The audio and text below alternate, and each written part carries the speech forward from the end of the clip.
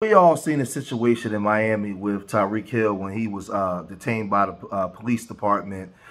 We saw he rolled his window down halfway and gave the police officers his papers, his license registration, and rolled his window back up. And the police began banging on his window. Now, I want people to know that in the state of Florida, it's not mandatory that you keep your window rolled up. It's by law, you're supposed to roll your window down and make sure the police officers can get your paper. But there's no language that you have there's no language by law that you have to keep your windows down for the remainder of the car stop. So he rolled his window back up. They start banging on the window, right? And then they got upset and just dragged him out of the car. Now there's no legal bounds for why they pulled him out of the car. Their job is to de-escalate. So with that being said, this conversation has been being had on the Stephen A.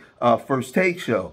And one of his players, Calais Campbell, that was there at the time, he came on and he began to voice his opinion on what he saw and what happened. And it went like this. You say that they were being, using excessive force. I'd like you to be specific with our audience exactly what you saw that makes you say that. They were trying to yank him down to the ground. And so like I saw him, kick him and pull him down, pulling the cuffs, shoulders looked like they're messing up. They kind of got him down. I felt like the one officer was pushing on his head and just was like completely unnecessary. And so, I got out, I had my hands up like this, approaching. And I'm just telling him like, hey, I'm a friend of his. I stood there for about 5 more minutes, and told him I'll stand where you want me to stand. Wherever you tell me how far I back up, I'll back up, but I'm not leaving the scene. And I think I responded to him like, you can tow my car. I don't feel like I'm blocking traffic. And he's like, that's it. You're under arrest. Puts me in handcuffs. And, Tyreek's there, obviously feeling distressed. And, Jonnu Smith was there as well on the other side in front of him. And I was behind him. And he's like telling Jonnu, don't leave me, man, don't leave me, and he's, talking to me. And it's just like, he's in an extreme situation that I don't think he should have been in. It was completely unnecessary. And so, like, we're here for you. We got your back. If they take us to jail, they take us to jail, but we're going to do this together. So Stephen A. Smith has been covering this since it happened, on his show and also on First Take.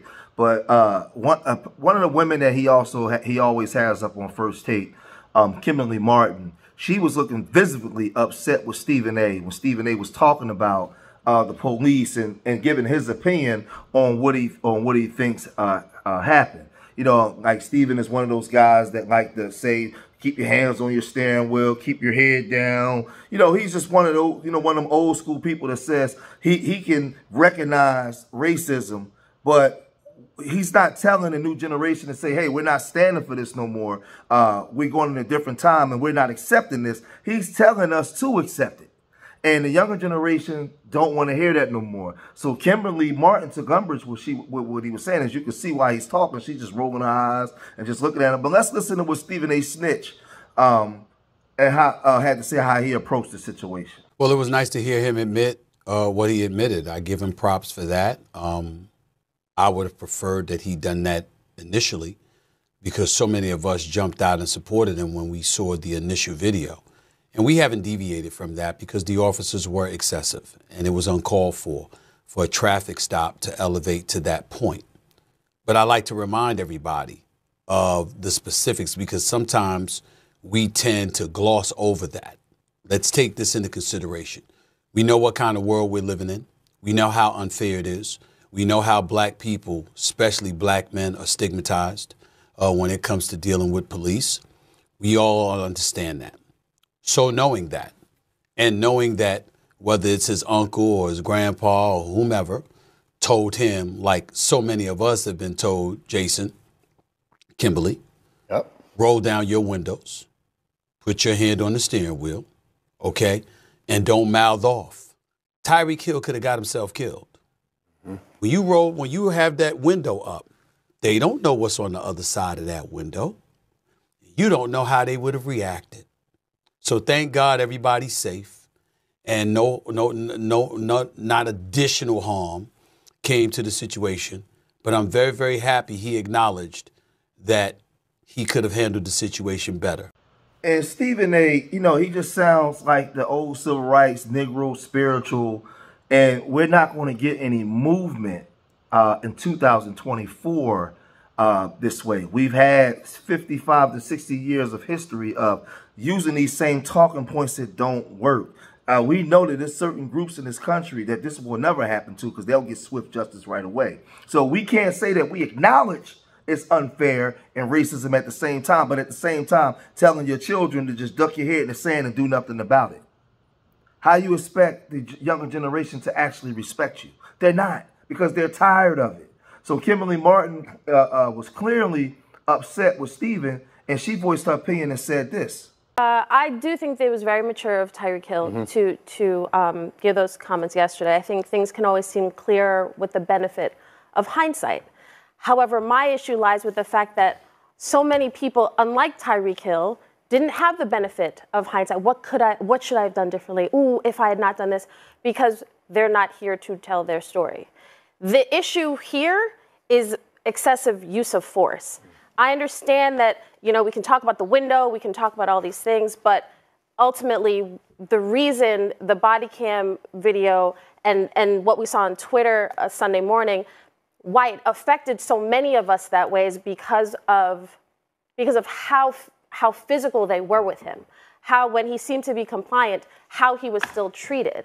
And so I think when I hear especially older generations talk about, you know, how to protect yourself, because these are the times we're living in, what that advice, while I understand it, it doesn't get to the root of the issue.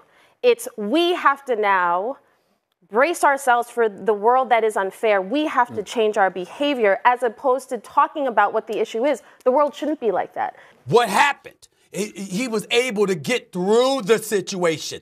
I'm saying to you, we can't ignore the fact that what we're asking for is unlikely not going to happen in a lot of situations. Most, yes, it will. Some, yes, it will.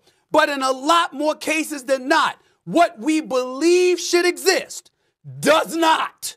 And at the end of the day, I would rather us sit in front of the camera, in front of a microphone, on a podium, post-game, post-practice conference, or everything else, rather than somebody else speaking for us because we're in a coffin 6 feet under, because we put ourselves, because an officer that is not inclined to do what he was trained to do, we knew it all along, and we still going to antagonize him anyway. Hell no.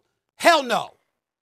Stephen A., everything you said, especially the incidents that happened to you personally and your friends, that's sort of my point. I understand the world I'm a black woman in America. I understand life is unfair and life is difficult, and there are different challenges that affect me in a way that they don't affect you and Jason and Molly. Like, those are realities. That doesn't make it right, though. And I think when you talk about Tyreek Hill, I wish he had said, you know, I should have acted differently sooner. Him saying that yesterday, I think it was mature. That doesn't change my stance on supporting what he is saying about how he was treated with the excessive force. As a matter of fact, we were on the air with Dominique, and Dominique was saying this conversation should be private. And that's the only thing, that's the only way we parted ways. He thought it should be private. Yeah. And I said, hell no. And then Molly jumped in because you got lives that you're trying to save. Right. Yeah. I understand it. I'm like, yo, that's the priority. Both things are true. Yes. Right? Yes. Both things are true. Absolutely.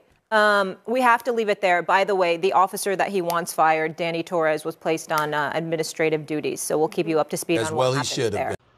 And see, this topic here is a topic that I want our people to understand. You know, like I said, by Florida law, he's not required to keep his window down. And whether he rolled it up or not, he gave the police officers his driver's license and registration. There was no issues where the police had to get so agitated. The police job is to de-escalate a problem if there is a problem. There wasn't a problem where they had to de-escalate to the point where the cops turned up and pulled him out of the car. Once he's handcuffed and police sit him down on the ground and another cop stands him up, why would the other cop go and shove him down to the ground? No. See, we're so used to being beaten, abused, and taken advantage of each other so much, we go and say, well, he should have kept his window down. He should have did this. No, not if it's not obligated by law. He shouldn't have. The police shouldn't have responded in the manner in which they responded. Because we know for a fact, If that was 4 black police officers and they pulled over a W woman, grabbed her out of the car and handled her that way, the W community would get swift justice right away. They would not stand for it. They would not say, well, she should have had her hand on the steering wheel. She should have did this. That's only relegated for the Negroes of America. That's only for us. You better look straight. You better have your hands on here, because if not, it could cost you your life. We're the only ones in 2024 still teaching our children that. We're the only ones. You got a man that make $10 million a year on TV telling black people to do that. All the things that Dr. King, Malcolm X, Medgar Evers, so many, Octavius Valentine Cato, so many people been through, right? Fannie Lou Hamer, I can just go on and on and on. So many people done worked so hard to get us in the positions that we get in. And this man, this black man that's making $10 million a year is on TV admitting racism, while at the same time telling us to just duck our head in the sand and allow the racism to hurt us because it can kill us. Instead of demanding in 2024, with all the rights we're supposed to have, that this is unacceptable and we're no longer accepting it. We're no longer accepting my skin is my sin. We're no longer accepting that you can have preconceived notions about me and treat me based on that. We're no longer accepting that. We're changing the narrative. Because if we know what happened to a certain small hat community, all of those cops will be fired. We know it. Because certain groups are a protected group.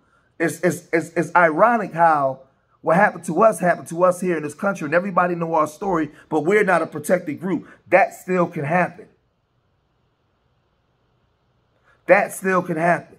So the way the cop banged on the window, he didn't, Tyreek Hill, if he got pulled over for speeding and you give him your information, they give you a ticket, you go about your business. All the way it escalated, no, that's not acceptable. And it happens around in this country every day. And I close with here, just because we have a so-called whatever black on black crime issue like everybody else has within their community, don't give you the right to still do what you do to us, because this stuff happened to us way before we was having urban crime in urban areas, way before that. This been happening to us. So at some point, when does the elders of the black community say, we're not telling our kids to keep your hands on the steering wheel and do all this anymore. You're going to stop doing this to us. We're not accepting it no more. When are we going to say that? If we can admit that there's racism, but we're not willing to do anything to change it, we just tell our children to shut your mouth, because if you don't, it can get you killed. That's what we're telling our children. But then you want us to respect you. Come on, man. I'm going to cut this video short here, man. Leave your comments in the comments section. I'm telling you now, the state law, Florida law, I checked the law. He didn't break the law by rolling up his window. And the cop didn't have probable cause to snatch him out of the car in the manner in which he did, because he rolled his window up. It was illegal. It's illegal. Leave your comments in the comments section. Let me know what you guys think. Subscribe to Street Media TV. Remember, I love y'all. Till the next time. Peace.